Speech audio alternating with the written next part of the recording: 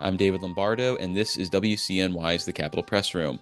New York's gambling landscape has dramatically expanded over the last 2+ decades with the introduction of video slots, live table casinos, and now online sports wagering, in addition to the long established lottery and horse racing opportunities. The next frontier is expected to be an expansion on the internet, most likely in the form of casino games such as poker. The move has some champions in the state legislature, like the Senate's gambling chair, but it's opposed by labor organizations as well as problem gaming activists and some of the casino operators already in place. For more on the issue, we're joined on the Capitol Press Room by Oliver Barie, Government Relations Director for the National Association Against iGaming.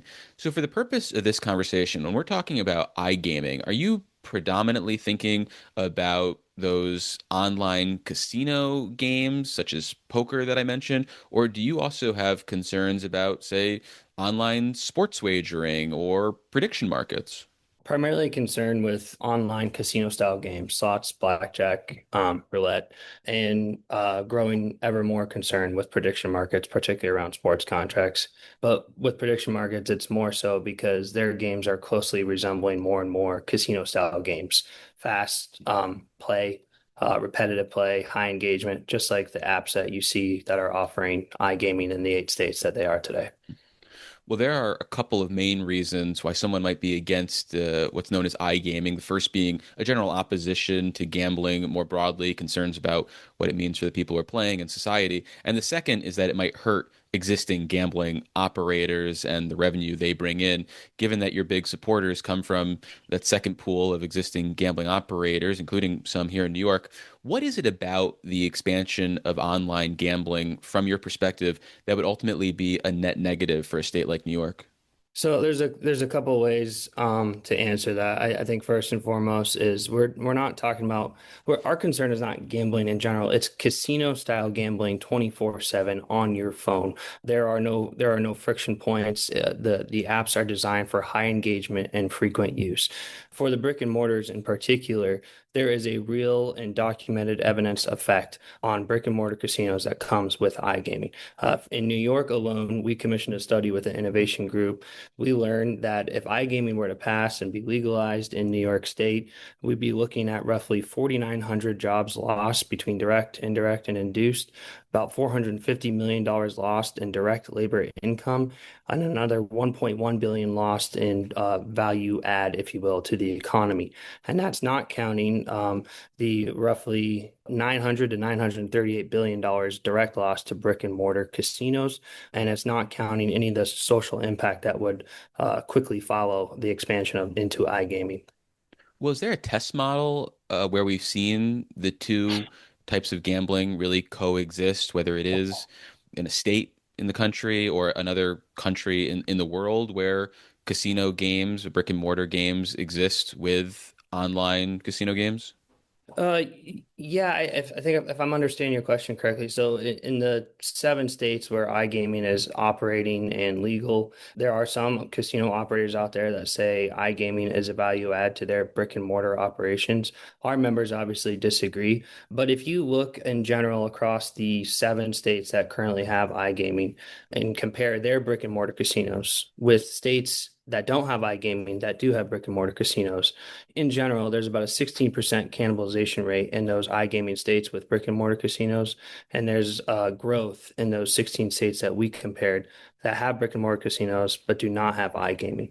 And so I think that's telling in that there is a general cannibalization rate in states that do have iGaming. If you want to dig down deeper, you can go look at Presque Isle in Pennsylvania. There was a casino there, still is. After the legalization of iGaming in Pennsylvania, they went from about 900 jobs to 500 jobs, about a 45% decline in jobs at the brick and mortar casino. It's tracks directly with the enactment of iGaming.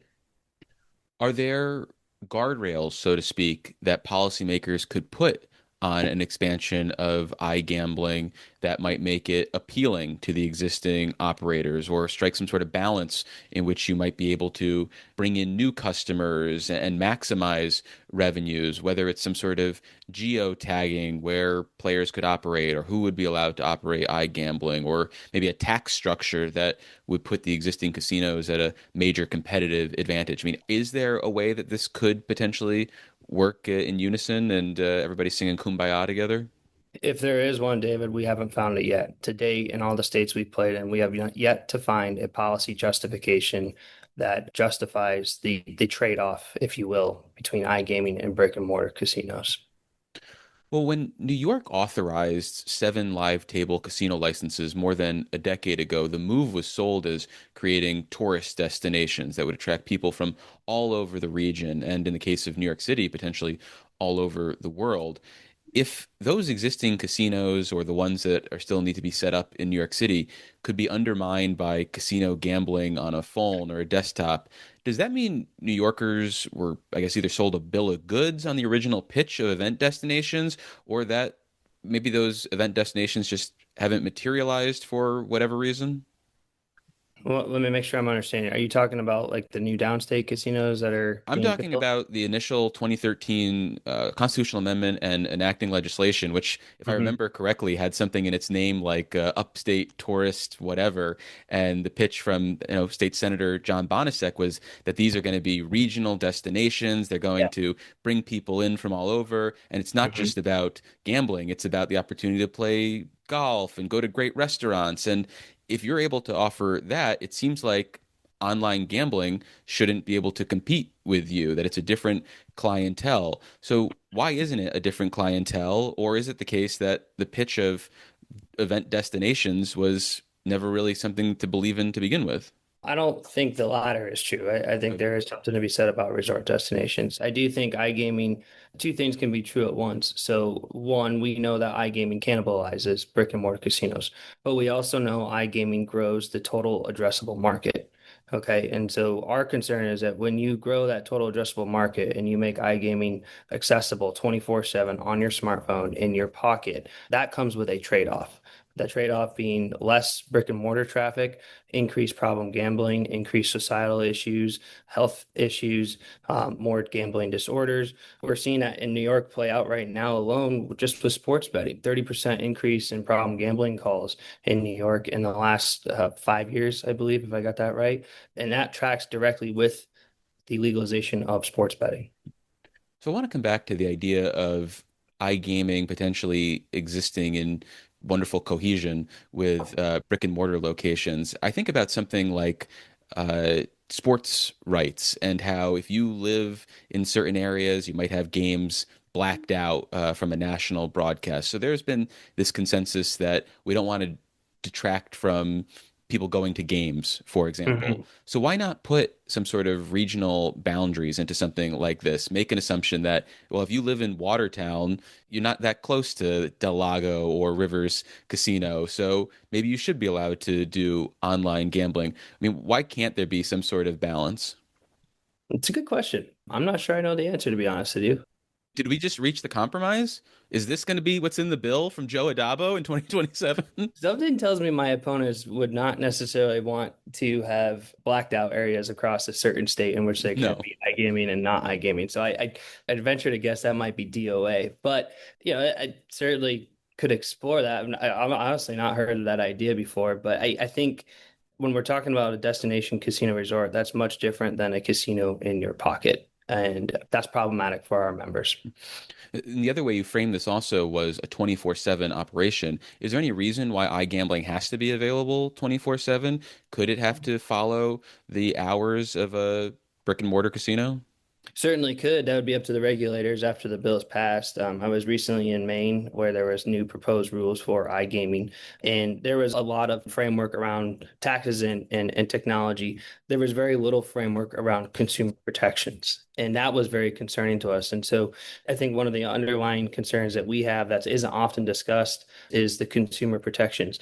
In a lot of these states, you have 10 different responsible gaming programs from 10 different operators all in the same state. These consumer protections are not being driven top down from the state, they're being driven from the bottom up by these operators. And I think that's a problem. We need uniform consumer protection standards, be it sports betting or iGaming. I think the ones of sports betting right now are not working. And we're seeing evidence of that play out across the 31 states in which sports betting is legal because there's growing issues and problems and addiction rates are spiking. And so are the problem gambling calls. If you think that's bad, pass iGaming. It's going to get a lot worse. And if New York was to make a move on online casino gambling. Is that something that, based on your understanding, would require a constitutional amendment, or is there something about the way we've expanded into the world of online sports gambling that you think policymakers would try to finesse this to a certain degree so that they could do it just statutorily? I would never underestimate a policymaker to finesse something in there without having to go to the Constitution. But to be honest, David, I couldn't really speak specifically to the New York State Constitution and whether or not it's legal currently or if it would have to be amended. And in terms of what's going on in New York, as I mentioned at the top and made reference to, the Senate's Racing and Gaming Committee Chair, Joe Adabo, is interested in this, but he's always been interested in expanding gambling opportunities in New York and doesn't always necessarily get his way unless the governor is on board. So, have you gotten any indication, say, from Governor Hochul or her team, or just reading tea leaves, that this is something that the state is interested really in doing? I think the tea leaves are telling me that the state is asking the tough questions and they're hitting the brakes ever so slightly. And that started with the 10-year prevalence study that the governor recently announced, looking at sports betting as a whole, working directly with, I believe it's OASAS, and giving them some more funding to better figure out where are we at right now, 4 years into sports betting being passed in New York. What is the prevalence of gambling, studying the problem gambling calls, tuning into what's going on in that part of the market right now before we make bigger decisions to expand into iGaming. I like those steps. I think that's common sense approach. What we advocate oftentimes in a lot of states that we're in is let's look back. Let's talk about sports betting. Where are the holes? Where are the pitfalls? If that's concerning to you, then maybe we need to address that first before we dip our toes into iGaming, because iGaming is a whole nother animal.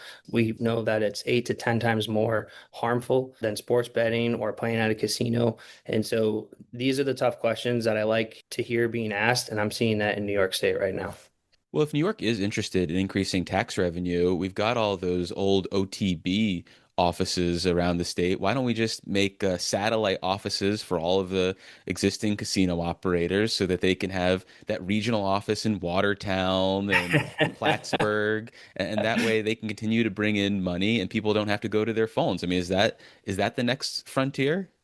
Well, as a SUNY Plattsburgh grad, I'm just really happy that you brought up my alma mater. So thank you for that. I don't think that's the answer. I think if we're going to ask communities to absorb the costs, proponents should have to prove the trade-off is worth it. And going back to my earlier numbers, all those job loss, economic loss, direct wages loss, that's in exchange for what we commissioned a study on about a net new tax gain of $141 million.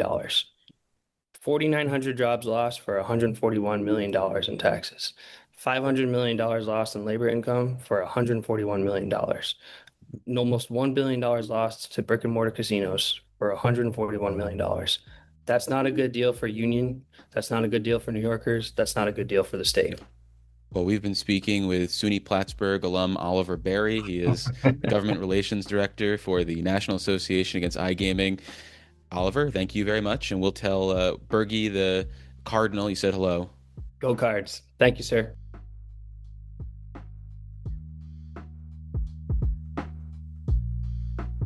Thanks for listening to today's edition of the Capitol Press Room. For an insider take on what's happening in state government, check out our Dispatches from Planet Albany show, available wherever you get podcasts or at capitolpressroom.org. Join us again for Capitol Press Room, a production of WCNY Connected, Syracuse.